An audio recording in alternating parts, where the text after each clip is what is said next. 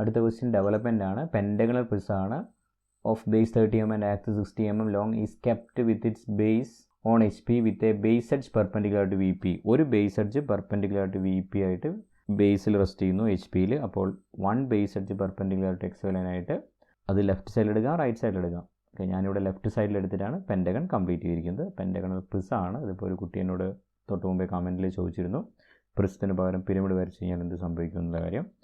Okay, പ്രിസത്തിന് പകരം pyramid വരച്ച് കഴിഞ്ഞാൽ according to answer key section plane location ഒരു 3 മാർക്ക് ഉണ്ട്, അത് മാത്രമേ കിട്ടൂ, ബാക്കിയൊന്നും കിട്ടില്ല. പിന്നെ എക്സാമിനറെ ഡിപ്പെൻഡ് ചെയ്യും.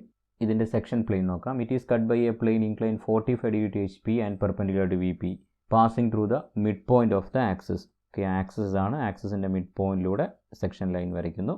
Draw the development showing the remaining portion of the solid. Okay, അപ്പോൾ കട്ട് ചെയ്യുമ്പോൾ ഇവിടെ 5 പോയിൻറ്റ്സ് കിട്ടും. 1, 2, 3, 4 and 5. ഈ 5 പോയിൻറ്റ്സിനെയും ഇതിലേക്ക് ട്രാൻസ്ഫർ ചെയ്യുക.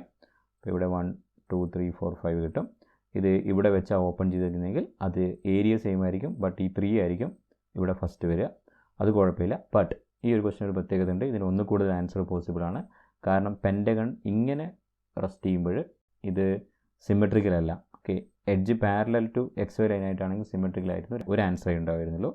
കാരണം 45 ഡിഗ്രി ഈ ഡയറക്ഷൻ എടുക്കുന്നതിന് പകരം ആരെങ്കിലും ഈ ഡയറക്ഷനിലേക്ക് എടുത്തിട്ടുണ്ടെങ്കിൽ അവർ കിട്ടുന്ന ആൻസർ ഡിഫറെൻ്റ് ആയിരിക്കും. കാരണം ആ ഡിഫറെൻറ്റ് സെക്ഷൻ തന്നെയാണ് കിട്ടുക.